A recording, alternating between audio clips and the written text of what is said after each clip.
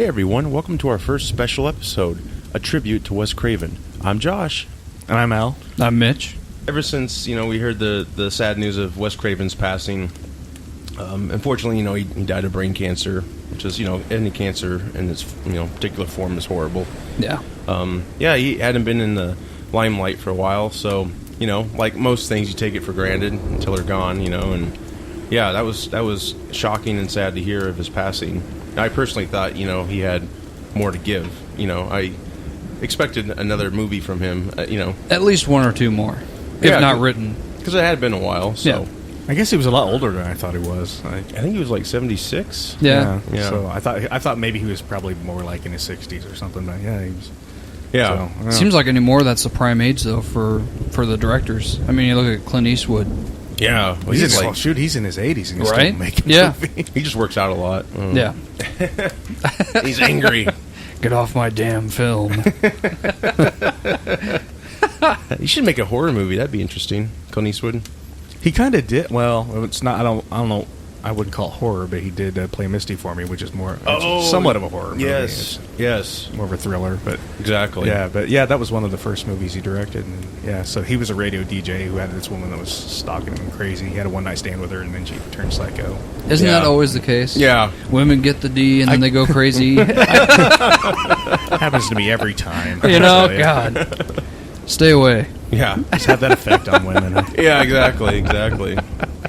Well, unfortunately, Wes didn't make it in his 80s, but, we still have all the memories of his work and interviews. Thankfully, we got YouTube and all that good stuff. We can always, and of course, we can go rent his movies or buy them. He left a large body of work.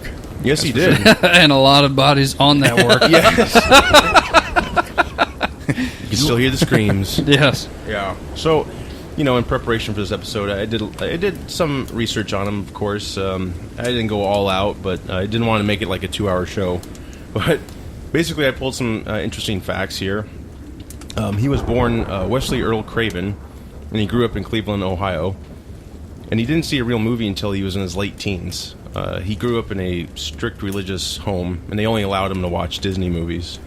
So it always seems like those who watch... or have strict parents always grow up to be the craziest. Look at Marilyn Manson, Yeah. Yeah. They're so oppressed, and so they want to... So they spend their entire youth, repressing stuff, and so then they're like, let's take a walk on the wild side for the rest of my life. Well, that's the thing that's fascinating about him. Like, I always thought that's who he was. And, I mean, obviously that's who he became, but when he first started in the profession, like, he didn't have any... ideas for like a horror movie or anything like that. He, in fact, his first movie he ever saw was To Kill a Mockingbird, and he just was kind of hooked after that. He became a professor, taught humanities at Clarkson College in Potsdam, New York, and I guess in that town they had this art house. They played mid-60s cinema, so he basically just made up for lost times. And within all those movies he saw, there were some horror movies, but they were considered art films. See, when did Grindhouse come into effect? Was that in the 70s? I believe so. Okay, so that was before... so. Okay, Yeah. gotcha. Yeah, that's an interesting part about him, is like he was kind of this innovator. Well, I mean, there's horror movies, but they weren't anything quite like what he wound up making. So there really wasn't so much of a template for the kind of movies he made. Right, he pretty much set the course. So he took the Grindhouse movies and made them into A-list movies. Somewhat. Well, I mean, you had the Hammer horror movies, with Frankenstein and Dracula and stuff like that. Probably that were out when he was a kid, but he didn't. There was no like extreme gore or anything like that, anything crazy in any movies. Yeah. Like he didn't really make the genre like A-list, but he introduced new elements that hadn't been really introduced before. Well, and it was when he started making movies, it was the 70s, so there was a lot of new things being introduced to movies at that time. A lot of things regarding graphic nature or violence or sexuality or race or whatever, just a lot of groundbreaking work being churned out in that time. So. Yeah, well, yeah, and that's the thing. Like a lot of an interviewer asked him, what he thought led him to horror, and he just said, maybe it's my dark sense of humor. He didn't really have a concrete answer, but he kind of fell into it because he went out to learn how to make films in New York, and through a friend, his friend had he was able to get some financing from like a Boston cinema company. They wanted him to make a horror movie, so he approached Wes about it and said, "Hey, how, would you like to make a movie?" And and Wes was like, "Oh, I don't really know much about horror," but yeah, he actually would go on to write and direct The Last House on the Left, 1972. Wow. And that was about a pair of teenage girls who were headed to a rock concert on one of their birthdays, and then they were trying to score some marijuana in the city. So they ended up being kidnapped by a gang of psychotic convicts. And out of all of us, Al caught this movie. Like, it was 10 years ago you saw it? Yeah, I saw it about 10 years ago, and I think I was telling you guys before, it was kind of a fad where I was watching some of the older horror movies from the late 60s and through the 70s. So I watched the original John Carpenter's Halloween, and I watched this one because I'd heard it was really good. And the thing I remember about it most is just how disturbing it was. It's probably, as far as disturbing movies go and how much it just how unsettling it was, it's probably second behind Henry Portrait of a Serial Killer for me. Henry Portrait of a Serial Killer stars Michael Rooker, who he and this guy named Otis, they're both psychos. They go on this killing spree, and like they're videotaping their victims before they kill them, stuff like that. This was right up there for me because it had, and both movies have like this rape in it and murder, and it was just really super disturbing. I can't believe that's his first movie. It's like, because this is probably the early 70s. Not too many movies are made like this, so this is really, they're really pushing the boundaries back then. So, and now these days it would still be controversial. Oh yeah, but because it'd be rated R for sure. I mean, I watched just trailers or clips from these movies, and they were very just hardcore. I mean, the scene I remember most that disturbed me the most was like one of these convicts, I think the lead one, like raped this girl, and like after he raped her, like he shot her, like while she was like, he put her in this water or something, then he shot her after she was in the water drowning or something. I don't know, it was messed up. It was really messed up. Well, sorry, go ahead. Oh yeah, and then later in the story, I think some of the convicts, some bad stuff happens to them, like they get their comeuppance, I think, but the violence is pretty graphic for the time. So yeah, I mean, for a first movie, that's pretty out there. So that still sounds pretty controversial. Yeah. I couldn't believe it. I'm like, for a really old movie, this is, like I said, it's probably the second most disturbing movie I've ever seen. So I have no desire to ever watch it again because, the same thing with Henry Portrait of a Serial Killer. I mean, that's not his movie, but I mean, that's doesn't mean they're horrible, but it's like one of those like, hey, I want to watch this 5 times. Or for whatever. People who really want to be. Yeah, if you want horror or you want to be disturbed, I mean, these are the type of movies. So he basically did a lot of overkilling in the beginning, it sounds like, really wanted to push the boundaries, see where he could get. Yeah, well, in fact, he wrote the first script in 2 days, and it was inspired by The Virgin Spring by Bergman. I didn't dig into what that means, but that story. Well, that's a movie that by Ingmar Bergman, but okay. I don't think that had anything to do with... well, I don't know. I guess I don't know exactly the plot of it, but he said something tells me it was much tamer. Yeah, well, yeah, of course, but he said that inspired this movie, I guess. He also said that all the brutality came from just it hadn't been shown yet in movies, and he just decided to change it. Usually you see movies, they cut away. He decided not to cut away and just show everything.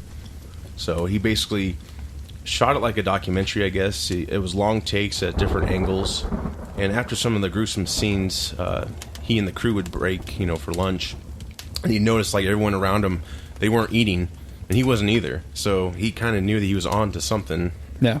Even though it was grotesque, but still at the time, a lot of people today appreciate what he's done, and like in the beginning, like personally, I haven't seen these movies. I'm more of the 80s and on type. And see, in the 80s, those are much more, to me, even though they're really graphic, they're gruesome. It's the violence in that is a lot more silly. It's just, they're hokey. Yeah, it's like there's the fountains of blood and stuff. It's not as this realistic like. Because didn't the Poltergeist come out in the 70s? I mean, they.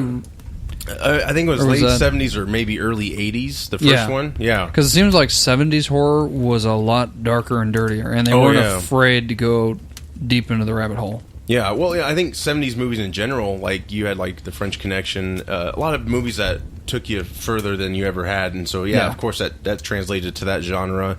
I remember seeing the Texas Chainsaw Massacre, and I remember at the time, like, I watched like a documentary on the history of horror movies, and people were like having heart attacks and fainting at these screenings for the Texas Chainsaw Massacre. So I finally saw it years later when I was a teenager, and yeah, it's grotesque. It's grotesque. so messed up because the quality is so poor, and that's what makes it so much more believable. Right. It looks more real. Yeah. Yeah. But now you have all these cinematic things. They try to clean it up. What was great about Texas Chainsaw Massacre is just because it was as about as cheap as you can make it. Yeah, and it was based off like a true story. Obviously not entirely from the actual story, but they took like the concept and adapted it. But yeah, that's it was really low budget, gruesome. Yeah, it didn't hold back, that's for sure. Well, I think that serial killer Ed Gein, he inspired a bunch of horror movies. He inspired Psycho, the character in Psycho. He also inspired the Texas Chainsaw Massacre character in that. So yeah, wow. Yeah, and of course, after he made this movie, a lot of his friends were offended, and they didn't really want to talk to him too much for a while. After I saw that movie, I'm like, yeah, it's not the kind of movie I ever want to see again. But why would you shun a guy for making a good movie? Yeah, right. Of course, maybe they didn't know at that back time then you'd never seen anything quite like that before. It's like it's more like, if you it's got to age a little bit for you to I guess look at it and say, oh yeah, our generation is desensitized to violence in movies. Yes. So when you're raised in the 50s or 40s or 50s, it's a totally different. Yeah, it's a different world. And it's like mother, cover your eyes. I would kind of equate that to like meeting and having some friends that for the first time, and they don't really know who you are. Yeah. Until you tell that one dirty joke that right. You've told a million times to your closest friends, and they kind of go, "Huh? Where are you guys going?" Okay. Door slams, car that drives guy. off. Yeah, right, exactly. And the thing is, he didn't even really want to make horror movies. He just wanted to make movies, and so basically, after that movie, it looked like he took some time off, probably to try to do other projects, and basically he ended up doing his follow-up, The Hills Have Eyes, which was released in '77. He basically did that movie because he was broke, so he's kind of forced back into that genre. So, and that story was, I guess, people on their way to California, they had the misfortune that their car broke down in an area that was close to the public and inhabited by violent savages who were ready to do whatever. So did you ever catch that one, Al? I haven't seen that. I heard it's really good too. It's pretty much probably the same gruesome amount as the previous movie. I would imagine, yeah. Oh yeah, there's a baby kidnapping in it, and I saw short clips, and it was very disturbing. He just basically it was, the movie itself was a retelling of a Sawney Bean story. It's a Scottish folklore tale, I guess. I've heard about that. That's kind of interesting. It's based off of a family that basically they lived in Scotland. They were shunned by the town. So the brother and sister of the family go off into, and I could be wrong if it's brother and sister, but no, it's boyfriend girlfriend, and they go off into the ocean area on the beach, and they build up a community.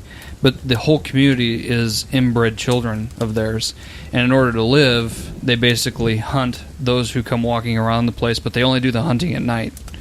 And their neighbor, they have a whole group of people try to find them, and they never can. Oh man! So if that's anything like this movie, I think it's got to be pretty gruesome. Yeah. Oh yeah. I mean, I just was on IMDb and saw like a short clip, and I was just like, wow. It's not a movie you'd be like, hey, it's gonna be a fun night, guys. Let's put on the movie. But yeah, some facts about the movie. I guess the film cameras were rented by a famous pornographer. Famous? Yes. Yeah, famous. I like how they use famous. Yes, like the Ron Burgundy of his profession. Careful, guys. You got to clean it up a little bit before you use them. Let's wipe these cameras down. Rubbing alcohol. Wes was probably like, do we have to clean these? Why do these cameras have ultra zoom? And feathers. What's going on? What's Baby up powder. with that? Yeah. No, that's just tar. Vaseline. Yeah, gosh. I guess there was also a dead dog featured in the movie, and this actually turned out to be a real dead dog. Wes bought it from the local sheriff's department. Oopsie doopsie. He just wanted to make it as real as possible, Probably couldn't get away with that today. No. Yeah, PETA would be there in a heartbeat. Yeah. Well, how do you approach a police officer? Hey, you got any dead dogs I could have for my production? Yeah. Well, it was the 70s, maybe. Once again, a lot of drugs. Maybe, he said, hey, do you know where I got these cameras from? I could hook you up with some tapes, maybe, I don't know, or some reels, because they didn't have VHSs back then. Sure. I would assume since they're filming, like they probably had to inform the authorities, and so knows? They probably were in conversations with them. They're like, "Oh, we're looking for props. What do you have?" And we're like, "Oh, we have this dead dog from the side of the road or something." True. Yeah. Well, it could have been like they found it, and then the sheriff's department had to pick it up by law. But it's hard to say because I think we had a lot of guerrilla filmmaking back then too. We did. A lot of snuff films that so it's like supposedly weren't, but were. Right. Yeah. So I mean, anything's possible. Fortunately, I don't have any more details other than he bought it from the sheriff's department. So bought it. Yeah. Yeah. That'll be $350. Wow. It's like, pick out your dog. Okay, I want that one. God. Pick out your dog. Which is that doggy in the window? That one doesn't look dead enough. Can I have the other one? Thank you. Looking for about 2 flies and a couple of maggots. What's his name? No. Yeah. But I guess they filmed a lot of desert scenes, and the temps got up to 120 degrees a day. Oh, wow. So it was really brutal on the crew. And I guess at night, the temperatures dropped dramatically, so they just had to adapt. But yeah, very, very guerrilla-like filmmaking, really, if you look at it. So did he write these early movies, or did he collaborate with people? Yes, he wrote. Yeah, he wrote Last House in the Hills and Nightmare on Elm Street.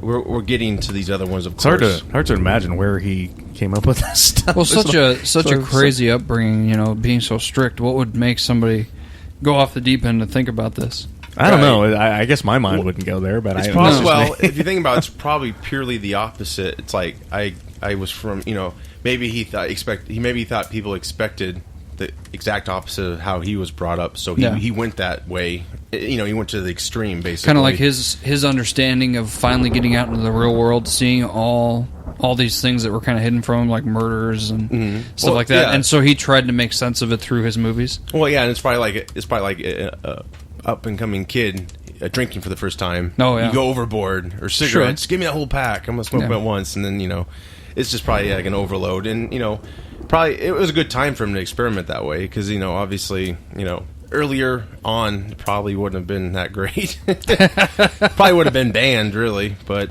So after the Hills Have Eyes in '77, he eventually did A Nightmare on Elm Street, 1984, which is basically the first movie I remember of his. I mean, Freddy in general. I don't know if I saw the first Nightmare. What was with the long layoff between '77 and '84? That's a pretty long period of time.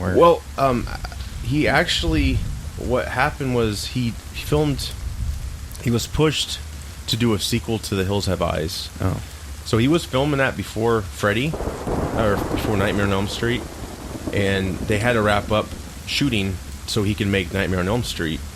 And then basically, after Nightmare on Elm Street, he went back to part 2 to finish it, but the studio cut his budget, and they wouldn't let him shoot any more footage. So they basically recycled footage from the original Hills and put it into the newer scenes. So the movie turned out to be terrible. So that's basically what he was doing between Nightmare, even though it came out after Nightmare. So, yeah. Okay. Looks like he had some other smaller movies too.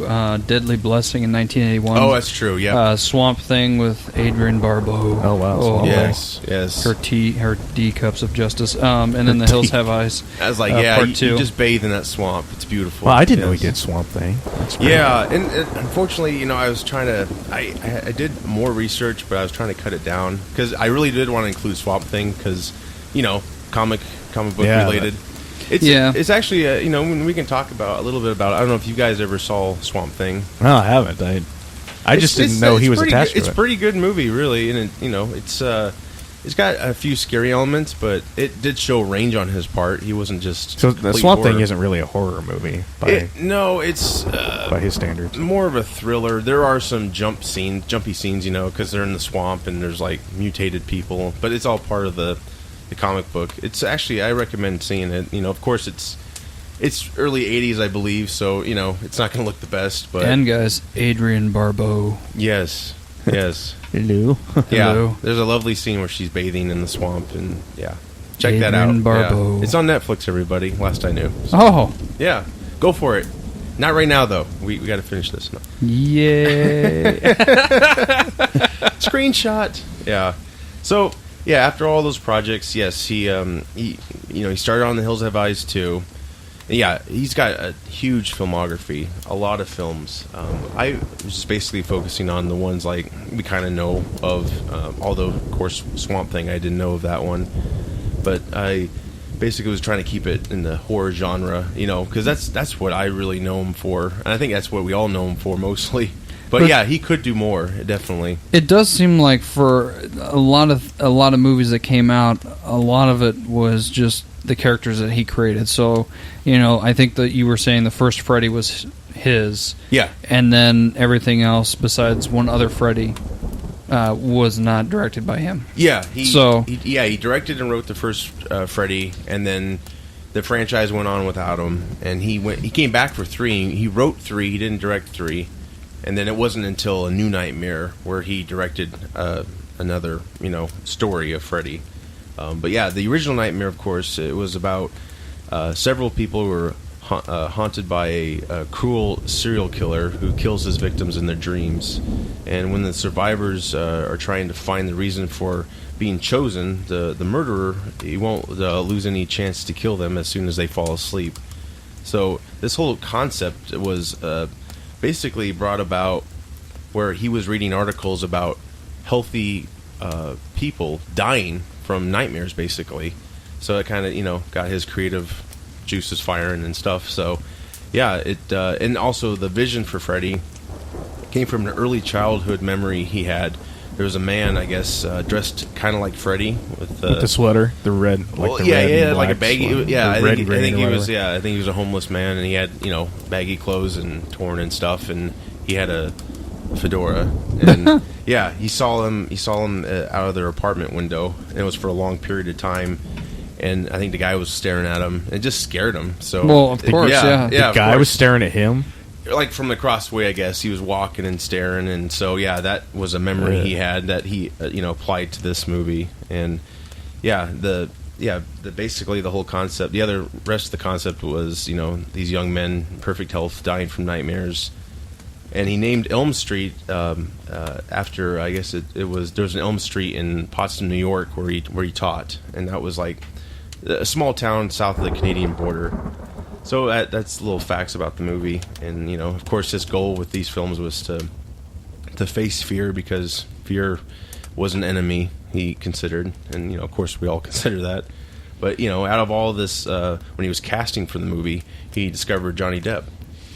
So yeah, without that movie, who knows? If Johnny Depp would have, he probably would have eventually became what he is now. But after You have to start somewhere. Yeah, well, that's interesting though, considering that I always thought he was Tim Burton's muse for forever. Yeah, and I think that got him more into the mainstream with Edward Scissorhands. I think that was their first collaboration. But yeah, it is kind of like kind of. You could think either way, really. But yeah, he was, I guess, in a band at the time, and he's still in the band. He was a musician, and he just needed money for the band, and so he got this acting job.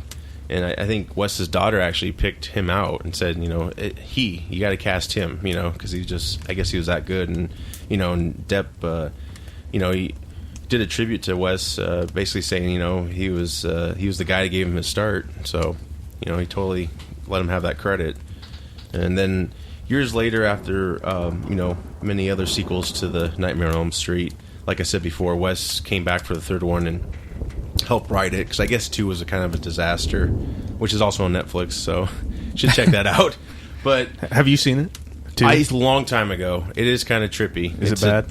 I don't think it's that bad, really. It's basically like a guy gets possessed and turns into Freddy. It's kind of interesting, but to go back to when we had our Des Moines Comic-Con, I went to the Robert Englund panel, and he did say like they got it wrong in 2. So really? I need to go back and see, if I can tell now, because I was younger then, so It just was a Freddy movie to me. It's horror. Yeah.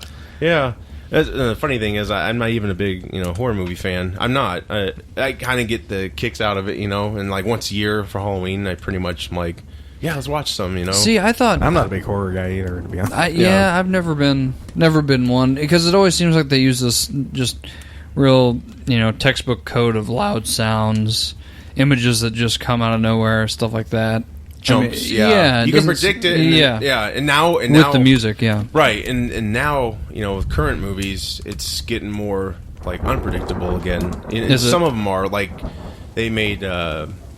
The Conjuring. That was a big one lately. That was very scary. I actually watched that a year ago. It was very good, and it was about a haunted house, pretty much. But yeah, a lot of them shy away from the jumps, and I mean they're there, but you can't predict them as you used to. It's such a cliche. Like when they shut the door, the mirror, you're like, oh, someone's there. Shower curtain, someone's there, and anymore now they just have them coming out of any other place. So there's a little bit of that in Nightmare, but that was new back then. Yeah, and that's the whole thing. Like he revolutionized a lot of things that are still used today, especially with youth. Of kids, innocent kids. They have sex and then they die. Yeah, pretty much. Yeah, they shall die for their sins. Yeah, yeah. Well, and the nightmare idea. I mean, if you look back in the older scary movies, it was always adults in situations. So this was a whole new, new ground. And some of the acting was kind of corny, and some of the lines are bad. But I really liked the acting. I thought Heather Langenkamp, who was Nancy, I think, in that Nightmare, she was really good. And I thought most of the kids in there were really good. Well, years later, when he returned to do another Freddy movie, because they were pretty much, I think. It ran its course, and he came back and did Wes Craven's A New Nightmare, and that was in '95. He kind of reinvented Freddy again, this time having that actress play herself, like a fictional version of herself, and actually Wes Craven was in it. It was in the real world, and it was a whole new concept then as well of having the movie come alive. Freddy came out of the movie and into their lives, so it was really trippy concept, but that's basically all you could do really to get another story out of. They did everything. They had their high points, but it wasn't until we finally figured out that Freddy could fight Jason. That they could bring him back. Well, and that was fan fiction forever, and then they finally did it. That's kind of like the equivalent of Batman versus Superman in the horror world. Yeah, and I hadn't seen that Freddy versus Jason in a long time, and I don't think Wes had anything to do with it other than Creed and Freddy, obviously. Yeah, but that was just humor, just comedy, and that's what those characters became gradually. They became less scary, more corny and funny, and those are a lot of things people remember those characters for. But probably the worst Jason movie, Jason 10. Is that Space? Yes. I saw that. That is I only laughed because of the time that Jason puts the girl's face in that. What is that stuff that freezes instantly? I can't remember. It's not dry ice. I know what you're talking about. But it just, and then her face Cryogen is like frozen. Yes. And then he smashes it on the table, and I'm like, really? The best part, I think, was when it got trippy. They put him in a hologram in the very beginning, and so he's in the woods, and he grabs somebody in a sleeping bag, and he just kept hitting them into the tree, and they weren't dying, and he was like, "What's going on?" Because it was all programmed. So that was probably the high point of that movie. Otherwise, it was like in Jason what 10. The hell, yeah. Oh, and then don't forget about the android that's in there. Oh my gosh, that loses her head or something like that, but still has quirky puns. Yeah, she had her scene coming up. She's like, "I'm gonna kick some ass," and she just gets decapitated right away. She's like, "Sorry guys." Yeah, what a mess that was. Yeah, jeez. But yeah, I mean, that's just the thing. Like, he had to reinvent this franchise to bring it back. And of course, after New Nightmare, only time we got Freddy after that was Freddy vs. Jason, which came many years later. But I don't think there's a lot of people who love New Nightmare. I like it. I like the concept. It's what they could do with the character at the time. So. Well, I think the premise of the original Nightmare was so brilliant because the horror of it is it's something you can't escape because everybody has to go to sleep at some point. Yeah, right. And so the fear of falling asleep and not being or maybe not waking up in time to escape your this Freddy guy in your dream is that's a brilliant idea. I mean, it's such a brilliant idea. I think the only flaw I found in the movie was that so much of it depended on the other characters besides Nancy being really stupid or in denial, or saying, "Oh, Nancy, go to sleep. You're being hysterical. Stupid kid, It's like, oh, it's just a dream. It's like even when she wound up with this hat, she's in the sleep disorder, hospital or whatever. She winds up with the hat and like carved up her. She's like has a cut. They're like, oh, well, send the kid home. It's like, right. that Nancy. Oh, she's a cutter. that fluorescent lighting they use in the hospital, from my memory, because Al saw this 2 nights ago. Is that when you saw it? Yeah, a couple nights ago. Yeah. How did it hold up to you? Did it? I thought it was really creepy. I thought it was pretty brilliantly done. Just the acting didn't hold up as much, right? Yeah. Well, I mean, it's the 80s, and of course, and the writing wasn't amazing or anything, but I thought that just the tone of it and the way it was filmed, the effects I thought were outstanding. They really held up well, and I thought it was super creepy, and it was it was really it was really disturbing, some parts of it, but some of it was a little bit over the top, like when Johnny Depp's character, spoilers, this movie was released in 1984, people, but if you haven't seen it by now, the way I was getting ready to, damn it, the way some of the characters are dispatched, it gets more and more ridiculous, but so it's not quite as like grounded and in a way, it's like it almost lessens the horror of it by being more spectacular with the gruesomeness. Because wasn't he in a waterbed when he died? Well, I think it was just a regular bed. But was he a regular got pulled bed down into maybe that's how I thought. And the fountain of blood hitting the ceiling. Yeah, well, the first killing is very trippy. Has it been a while since you've seen it? Or you know what? I've seen other Freddy's. I've never seen the first. Never seen the first one. Nope. Okay. Well, or Tina, her friend Tina. When they had to do that whole room. Concept of... Oh, did they have to flip the room to get her to be... Because... Yeah, she goes up on the ceiling. Freddy is invisible, and he's... Is it kind of like Inception, where they have the whole room tumble? Yeah. Okay. Yeah, I think that's the same technology. That was brilliantly done. That was probably a first back then. I don't know what other movies were using that, but... Yeah, I mean... Those movies probably helped technology, how we use it today in other, cooler movies. As I was... Oh, sorry to interrupt. No, you're fine. As I was researching Nightmare, I was looking at IMDb. The lady that... Heather Langenkamp, the lady that plays Nancy, she's looks a lot older now. But then the lady that played her friend, Tina... She looks super young and she's blonde hair, blue eyed. She looks even better than she did back then. I'm like, somebody's had some work done here or something. That's because she was preserved when she died, I guess. So it's kind of funny how these actors age all these 30 years some later. Like Johnny Depp, he still looks pretty great, and right. He's older, obviously, but he was super skinny back then. Oh yeah. It's funny hair and everything. It's funny to see these movies that were made 30 years ago, and if they're still alive, it's funny to look at the actors now. It's like, whoa. Some of them are not, they're so different now. Oh yeah. Well, did he make What's Eating Gilbert Grape after that? Johnny Depp? Yeah. Oh, that was many years later. That was a decade later. That was like 93, I think he made that. Yeah, I think he did, Depp did Crybaby. I know I've been early 90s, but I'm trying to think after Nightmare what he did. I don't know. Well, he did Platoon with Oliver Stone. He had a small role in that. Yeah. And he had some smaller roles. He didn't really break out until 21 Jump Street on TV. Oh, of course, yeah. And see, I've never seen that TV show. Really? You seen the movies though? Forced to watch one. Didn't really like it? No. Yeah, it was forced comedy. Yeah. He didn't really start becoming a household name until 21 Jump Street. Yeah, and then he left the show, and then he went on to Edward. So he pulled a Rob Lowe and left the show. Pretty much. Yeah. He actually. Popped back up in the fifth Friday or Freddy movie. I'm sorry, not Friday. I think it was. Well, it might have been the sixth actually. Freddy's Dead or something like that. He actually popped up on a one of those. You remember the drug commercials from the '80s? This is your brain. Oh yeah, the eggs. He basically did a skit version of that commercial. Sweet. These kids were in this house and. Oh man, that movie was so crazy. Tom Arnold and Roseanne Barr were in it.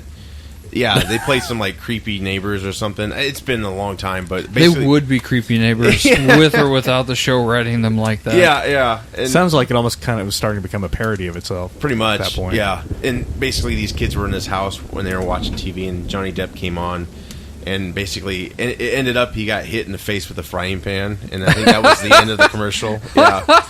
So yeah, he did kind of, which I guess looking back, it's kind of like I wonder why he did that, because I don't even think Wes had anything to do with that movie. I think he just characters only. Yeah, but yeah, definitely the New Nightmare was the best way to go after that movie, because they pretty much just kind of like Bryan Singer coming back after the third X-Men to right the wrong. Yeah, exactly. So yeah, that's what he did, and of course, he didn't do any more Freddy's after that. Actually, in the '80s, he did do a few episodes of Freddy's. I don't know if it was called Freddy's Nightmare. They had a TV show. Yes, I do remember that. I thought it was called Friday the 13th. Friday, yeah, it was Friday. Something like that. Yeah, I know that there was a Friday the 13th, but I think they were separate. I think it was like Freddy's New Nightmare or Freddy's Nightmare or something like that. But I still remember this one episode, watching it, and I think he might have wrote for the show too. But it was this babysitter, and she just got really fat. In this one episode, it was like a Twilight Zone, but it was really trippy, and she just like swollen up, and it was just so grotesque. And I remember I was eating a hot dog at the time, and I about threw up in my dad's kitchen because we were watching it, and he's like, "All right, enough of this," and yeah, that's the only thing I remember from that show. It was very trippy. It was like this pretty babysitter who worshipped her body, and so I guess she got payback for doing that. She's probably bad to the kids and something like that.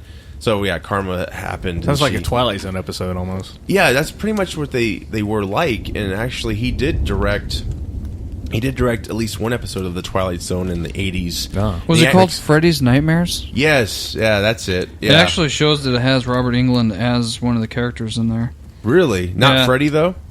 I think as Freddy, it aired from '88 to '90. Oh, I think he kind of did like a Tales from the Crypt type of thing. He introduced the episode, maybe as Freddy. I think so. Okay, he didn't. They were just kind of their own thing. Like he had nothing to do with the show itself. Because there was also another show called Friday the 13th. Yes, and I remember that too. That was pretty much the same concept, except Jason. I think it all. You know what? I think it all took place in the Crystal Lake town or whatever town it was by. Gotcha. Yeah, just creepiness in the air, basically. So yeah, he did do a few TV shows of Freddy, and he also did Twilight Zone. He actually cast Bruce Willis. I think Bruce Willis got his first part from Wes casting him in this particular Twilight episode he did. Oh, cool. Yeah. So yeah, there's a lot of cool things I found out about him, and so yeah, years later he did Scream, of course, 1996. I still remember seeing that. And this kind of marks the second kind of renaissance of his career. Because, second coming. Yeah, because now, these movies that were on the cutting edge are no longer, all these cliches are no longer new. They're kind of, so where else could you go except to like be self-referential, kind of poke some fun at it, but also at the same time be scary. So that was yet another brilliant innovation of his. And that's what New Nightmare kind of led to, because that was all about self-awareness, and yeah, he just took it a step further. Yeah, and it was a sign of the time, just like the introduction of a more violent, more graphic kind of movie in the 70s was on the cutting edge. Now this, in a more cynical kind of 90s, Generation X kind of environment. So, now we'll be kind of hip and we'll make fun of ourselves, but at the same time be really, still be something new that people haven't seen before in terms of combining the comedy with the horror movie. So it was. So I think I don't know who wrote Scream, but I don't know. It wasn't him, and I apologize. I don't have the name in front of me. I think. But he loved the script. That's why he did it. And I think the guy went on to do some other work too. Whoever wrote it, but yes, he did. But yeah, I thought the Scream series, at least the first couple were pretty brilliant. Well, it had that. I remember they were extremely popular with it back then too. Like kids loved it back then. People our age, right? It had that pre-credit scene too. I think that was a new introduced concept. You had Drew Barrymore in the house by herself, right? Popcorn popping. And her whole monologue was making fun of the horror genre, how predictable it was. You know, she's on the phone with the guy, and I remember that was so creepy, just to imagine being out in the middle of nowhere, because that's pretty much where she was. And it introduced, Ghostface, I guess, yes. who's become almost as big of an icon as Freddy in terms of horror villains. Well, that's the beauty of his work, Wes Craven's work, is you not only have his movies, but you also have Freddy masks, the Ghostface masks. I mean, you see them all the time in these costume shops you go to, or even in the store. I mean, that's just there's not too many horror directors who were able to. He was pretty much the first probably to pave the way. Of course, you had Michael Myers, but that was a borrowed Captain Kirk mask. They fixed up. But this Scream was just another. It just brought him back. It's probably his highest success. Yeah, and I thought the actors in it. I thought for some of them, I thought that was one of their, probably their most memorable roles. I know Jamie Kennedy. He's been okay in other things, but I always remember best for being that that kid in Scream who knew everything about horror movies. It's the first time we ever saw him. Yeah, and had Neve Campbell. That was probably one of her most probably her most popular role. Most memorable or most popular? Yes. Most memorable for me? Well, Wild Things. Yeah. Well, oh yeah. That's why. Let's not forget about that movie, guys. Yeah. Yes. Well, it's what she's best known for anyway. Yeah, I agree. Or Wild Party Things of is Five. Probably a very close second. Or maybe Party of Five. I don't know. Yeah, Party of Five was first. That was her. Yeah, that she started out on TV. With Party what's crazy is that everybody from Party of Five actually had a decent career afterwards. Yeah. I mean, the guy from the guy. The oldest, I can't remember. Matthew Fox. Yes, he was on Lost. Mm-hmm. That younger kid. She was in another teen movie. Yeah, and she's been on some other stuff. Yeah, she's. Jennifer.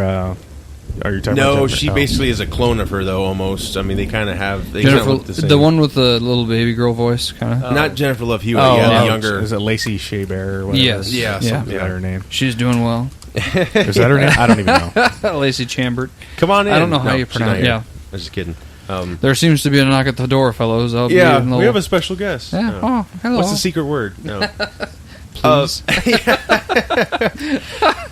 Apologize. I didn't explain just a slight synopsis of Scream in case some of you out listening to this don't know what Scream was about. But it was basically a girl attempting to cope with her mother's murder, and her friends were obsessed with horror movies, and basically they were getting stalked by a murderer, and they just the whole time they were just running for their lives. Pretty much, they were getting the classic phone calls with the quizzes. The most popular one: who was the first killer in Friday the 13th?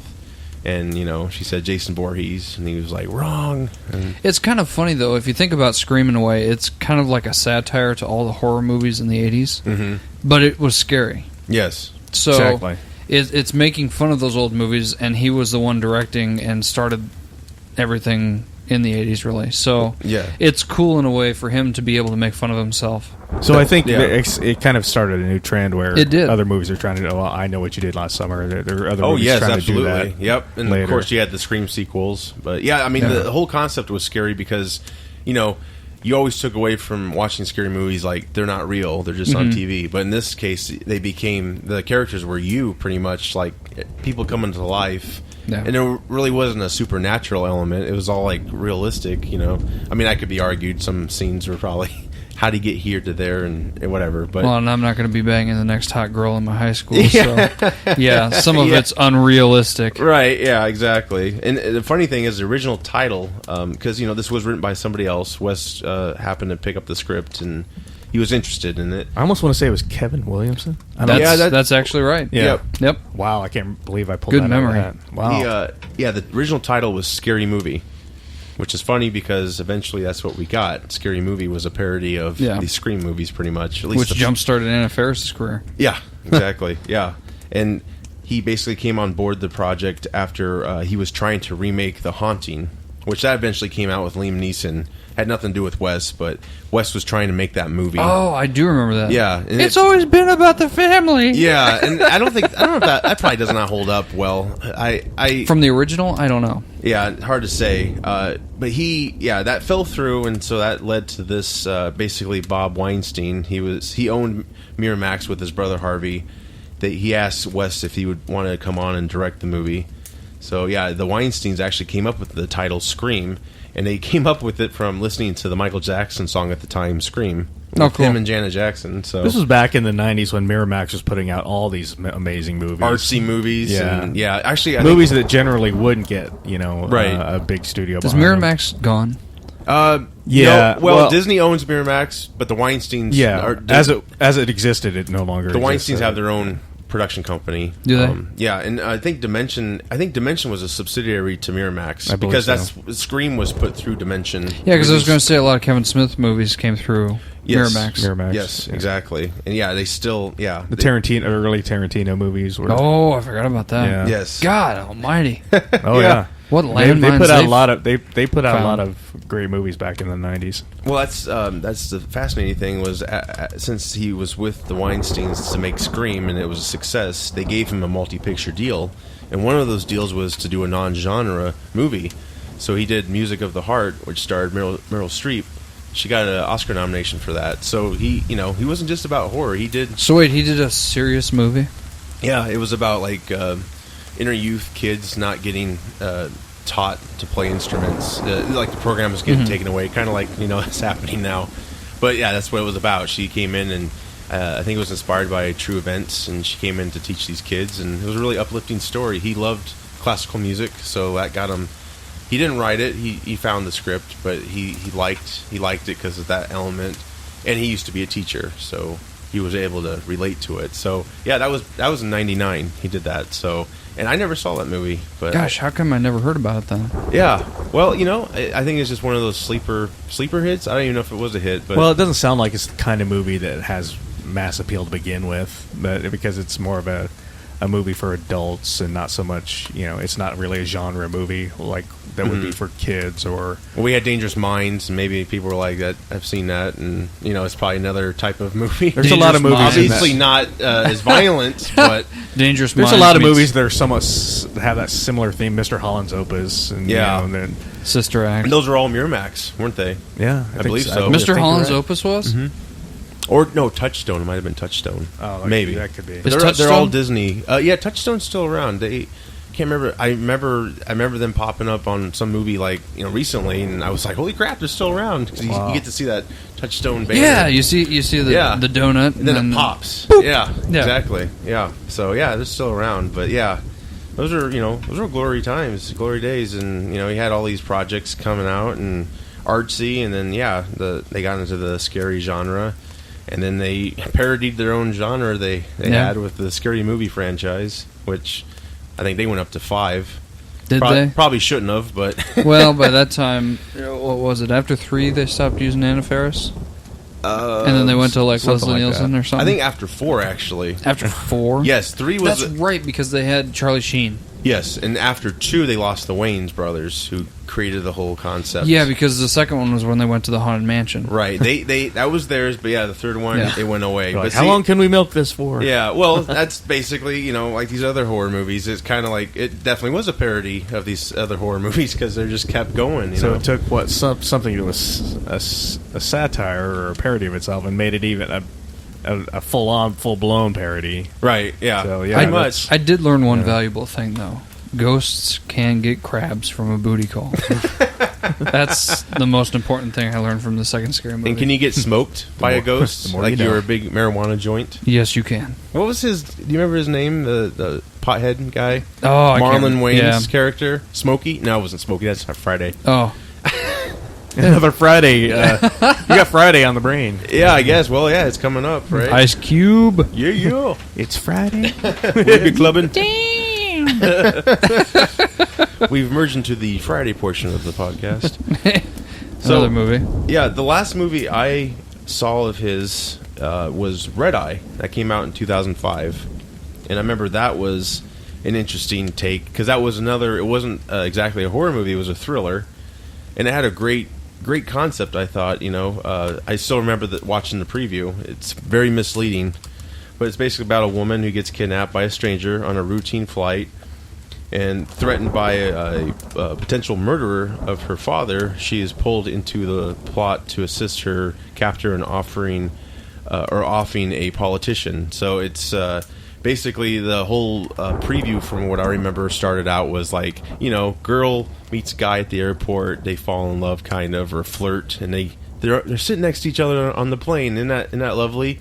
And then I remember the preview, it takes a dark turn right away, and he comes forward and says, I'm going to kill your father if you don't help me out, basically. Who starred in that movie? Cillian Murphy.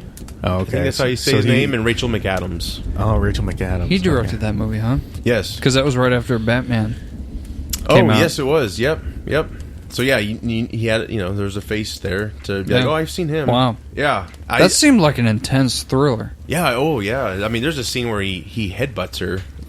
Yeah, it's crazy. Like, Cillian Murphy is creepy to begin with. Oh, He yeah. is. Yeah.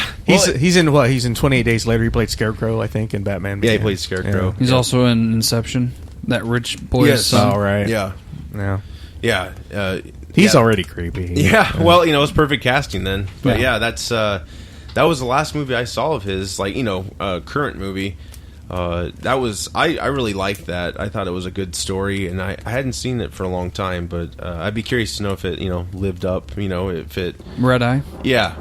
It's I'm sure that's one of those movies that we need to revisit, like, say, maybe 5-7 years from now. Yeah. Right. Well, Just to see. Yeah, exactly. Well, there's a lot of movies of his I still haven't seen, like The Hills Have Eyes. I mean, that's something I need to see. But they remade 1 and 2 of The Hills Have Eyes. Yes, was he in the remade version? He produced them. He produced the remakes to The Last House on the Left and The Hills Have Eyes, and I think his son wrote Hills Have Eyes 2. So I think they did a remake sequel, a true sequel probably to the original. But yeah, that was basically the last thing he did was produce those movies. So is his son getting into production then, or? Oh, I'm sure. Yeah, because I know he's at least written. He's written some stuff, and wow. Yeah, so yeah, he's out there, I'm sure. And I think his daughter, going back to the research, she helped read actors for the parts in Nightmare. So I'm pretty sure she's got to be an actress. I'm sure they're in the field, but they can't. If he was in his 70s, I assume they have to be at least in their 40s, 50s, late 30s, 40s. Yeah. Yeah, but I think he was married a few times, so he might have some youngins out there. Well, I mean, I just from pictures I've seen, it was with him and his son, and they were riding the Hills Have Eyes 2, I believe. And his son, his son looked like he was probably in his 40s. So yeah, I guess that was they're up there, but maybe he'll have grandkids in the profession. Who knows? But yeah, just wrapping up on Red Eye. I just wanted to share that he did this movie because he always wanted to do a thriller, and the movie just spoke to him. Basically, he just thought it was an interesting take on a predictable another self-aware thing. Because especially watching the preview, you're like, oh, I know what this is about. This is a love story. Yeah. And we've had some movies since then. I don't recall what they are, but I know that we've had that twist a lot, with recent films. No one gives you romance quite like Wes Craven. Right, yeah. The Love Doctor. Well, Rachel McAdams. Well, guys, I mean, there is boobs in most of his movies, so. Yes, God bless. No. Adrian Barbeau. Thank you. So, yeah. Have you seen Adrian's Barbeau's? We're going to need to do one more take. Sorry. It's been 5 takes. No, yeah, I know. Yeah. But yeah, we got to do it. It's for the fans. So yeah, he basically ended with producing. I think he did some other films, smaller films. But yeah, that was the last. That was the last movie I saw. I mean, did you guys all catch Red Eye? I didn't actually. No. Yeah, well, it's worth checking out. It really is, and especially if you're not a horror fan, it's just a thriller. Basically, it's Freddy's not up there or anything. So. And that's his last work. That was his last director? big project. Yeah, I think he did some smaller films, or he at least produced, and I think he did some writing here and there. Did he have anything else in development when he passed away, or not that I could is he see? Kind of retired, maybe. I think he kind of retired. I mean, it looks like he was doing just shorts of things. Probably with his health, he probably wasn't able to. He's probably trying to keep that private and stay in the limelight. Yeah, it's pretty bad. But hey, he had some great work, and he left us, and he really reinvented the horror genre. I mean, those ideas are still used today with all these new movies we see. Yeah, I mean, there's been people that have directed, really great horror movies, but I'm not sure they're the body of work. I'm trying to think of somebody else who has that kind of body of work. That's and the other really, thing. It's yeah. difficult to come up with anyone. Right, yeah, because, I mean, he's kind of like a rock star horror director. You don't really have those anymore. You have all these movies, but you really don't know who the director is. It's just, like, you have all those Saw films, but I think those were all directed by other people, and I don't know any of the directors. That's the biggest franchise we've had, I think, lately. But it's just there's really no one like him. It seems anymore. I mean, you have the Rob Zombies, but those are very hit those and go miss. back to Grindhouse kind of movies. Yeah. But a lot of that's borrowing from what Wes did.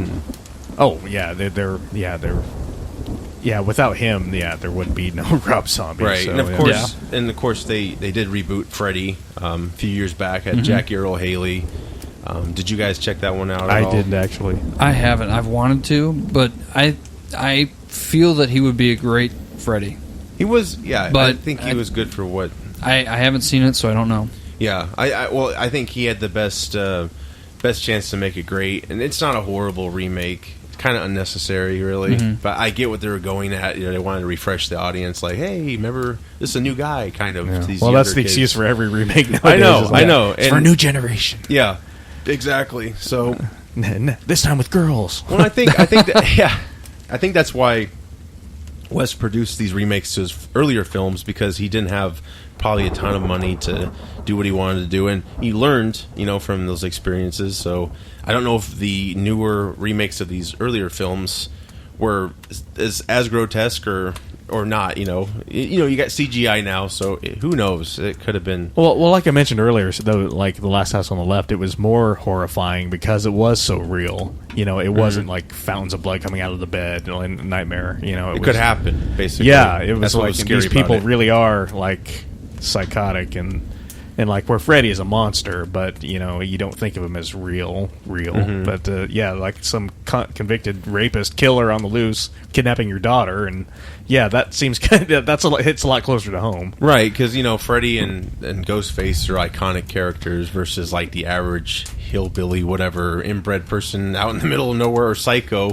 Those are real people, They could be. Yeah. So. Well, there's people out there that do exist that are like that, serial killers. Oh yeah, absolutely. That's the real threat. So yeah, So that's what makes it more horrifying to me. Is like it's much more realistic. Yeah, exactly. So and that's what made it more disturbing. Those kinds of movies. Yeah, it just puts you right in it. So yeah. So when it's like some big monster that could never possibly exist, it's like, well, there's a little bit of distance between that. It's like, it's horrifying, but and then it's not real, but but that's the irony, is like the more realistic it seems, like that's the more disturbing it is, at least for me. Right. Yeah. Exactly.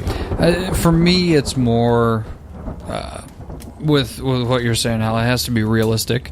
Has to be something that looks like it's not produced. Yeah. Like somebody that's the thing, is like I don't enjoy it though. It's like I don't either. It's like you can. I acknowledge it's a great movie, but it's Yes. like, man, I can't watch that again because it's just so exactly. I don't Yeah. like it. Now, to me, those religious ones like The Exorcism and stuff like that, where there is some history beyond the movie, where you hear stories and stuff like that, that makes it scary. I watched The Exorcist with a group of friends down in my friend's basement, and there were creaks and pops going on in his old house anyway. Oh, so my gosh. Perfect. I ran out of the house when we were done watching it and went back home. Really? And then when you come home, all the lights are off, so then you run upstairs and turn on TV as quickly as possible. So I mean, that kind of stuff is what scares me, and those older movies with the grittier look, that non-produced look, is what makes it right. Because it just drives it home, because you CG and stuff. It's like, well, that's Nah, I you're can taking it spot out. that. Yeah, exactly. Yep. Oh yeah. I mean, I remember my stepmom talking about Halloween. After she saw it, she was afraid to drive home by herself. She actually had a friend go with her because she was afraid he was going to be in the back seat. Yeah, movies like Halloween, like Wes Craven's, some of his movies, they really hold up after all these years. They do. It's like they're still just as terrifying. They get in your mind, and I mean, I'm a wimp after I see a scary movie. Usually, I'm just like, we have these parties once a year to watch them with friends and family, and good for you. Yeah, well, yeah. Do not invite me. Yeah, Yeah, I know. Well, I did, and but I understand. Yeah, because I'm a wuss. Like I'll watch them like this sometimes with my hand in front of my face, and just kind of peek my fingers and like, oh yeah, it was scary. But yeah, it's like I'm gonna go pee my pants. Yeah, it's like when everybody leaves, I'm like, I don't want to go downstairs and check things. Like I'm just gonna get my baseball bat and get in the corner. So yeah, but it's just kind of like you get kind of like a I don't know what's the word I'm looking for. Kind of get a buzz off of the scariness. It's like you survived it with the people, even though it's all fake. But. See, I think we need to make a movie, and we need a good script. But what we need to do is work with a couple psychologists, so that we can get into the minds of everybody. And really screw people up. Yeah. Oh my gosh! Do you think the fun we could have with that? Yeah. Well, it's not as easy to come up with an original idea these days. It really is. Seems like it's all been done by now. Yeah. I've got like one, that's the time to have started doing that was in the 70s. Yeah. I know. And maybe they did. But what's nice about today is you got the technology. You can make it really easy. Yeah. Just distribute it much easier stuff. without having to buy film. Right, exactly. Yeah. Oh, yeah. Thank God there's no film. Even though it looks great, but man, that's expensive stuff. But you have to develop it. Yeah, but that leads you to believe like newer movies. I wonder. Who was I don't know if Wes ever contacted some psychiatrist to try and get into the psyche of how people fear and all that, but. I wouldn't be surprised if current movies they do a lot of research into all of that to try and get all the scares out of you, and because maybe if it's a shitty movie, but if it scares you enough, it's like that was a really good scary movie. Well, I think nowadays the newest trend is the found footage movie. I think Blair Witch was the first. I think that's what kicked it off. Is like, oh, it seems so real. I mean, it just seems so visceral and real. The most recent one, I haven't seen it. It looked funny to me, actually. It was called Unfriended. I think it came out about a year ago. I remember. Everybody's on their laptops. It's all about Skyping, and But the funny thing is, it's like, are these people running through their house with their laptop in their face? Because it's like, what are they talking into? Because you got to imagine it's the laptop. Yeah. So it's like, are they carrying this thing everywhere? Like FaceTime or something? Yeah, that's what it was, and that's how it paid off. Like you got to see them die on the FaceTime, basically, and then their line would go dead. Unfriended. So, but yeah, I mean, horror movies have come a long way, and it's just, and especially this time of year, they're popular, very popular, and. To look back and see some old ones and some new ones. So that's pretty much all I have on Wes. And I think we had a good conversation about it, and it was very educational learning about him. So I guess I just wanted to end with just a quote from him, and then we'll call it quits for now. He basically quoted saying, "Horror films don't create fear; they release it." So, I don't know. They created fear for me. I don't know. Yeah, Thanks, had a Wes. couple diapers. Hey, that's what he said. I don't know. Yeah, but anyway, either way, great man. He did a lot of good for the genre and scaring the hell out of us, and as a kid and as an adult. So extremely successful at what he did. Absolutely, yes. Absolutely. So I hope everyone listening enjoyed this, and we'll be back. Take care. Bye, guys. Bye, guys.